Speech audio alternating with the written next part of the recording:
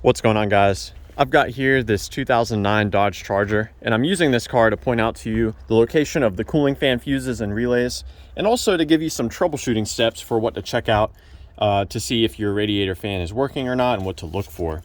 So to begin, I like to just come in here and I check to see if I can turn the radiator fans by hand. Now, when you do this, be careful because these fans can come on at any time. And also, please note, a symptom of a failing cooling fan is that it will not be in motion, but then once you initially start to turn it, it can actually take off. So definitely be careful, be ready to pull your fingers out quickly. I don't want you guys to get injured. When I am turning the fan blades by hand, I'm checking to see if the engine is seized or if there's something obstructing the motion of those cooling fans. Now, after checking that out, what I do is I move to the fuse box here. This is where we can find the 2 fuses for the radiator cooling fans, as well as the 3 relays that control the behavior of the fans. So we open this up by pulling this tab away from us and lifting up. Now let's start with the fuses. There is a 40 amp J-case fuse here and a 50 amp J-case fuse here. You can look down through the top of the fuse and see if it's blown or not.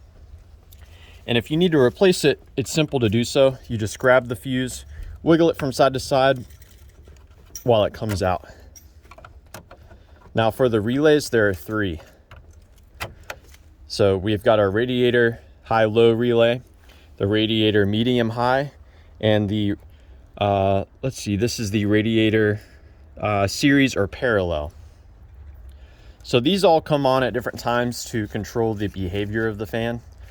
My favorite way to troubleshoot the relays is actually to tap on them. Sometimes relays can get stuck, and by tapping on the relays or wiggling them around, you can get them to start working again. Further troubleshooting beyond that, you can swap these relays around. They're just regular 5-pin relays. You can also simulate the relays coming on. So if with the relay removed, you can see all of the pins face one way except for one that's offset. So it's bladed. If you look at this one, we can see connecting these 2 pins together will simulate this relay coming on. You can do that with a very thick wire or some pliers like what I'm doing here.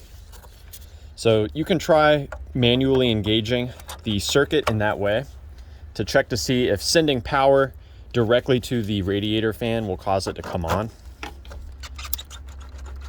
Now, one of these relays actually does not send power. It actually sends a ground when you do this. So definitely check that out.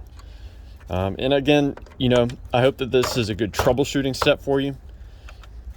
If you have any more in-depth knowledge about the cooling fans of these cars, please, we'd like to hear about it down below. And I appreciate you guys watching.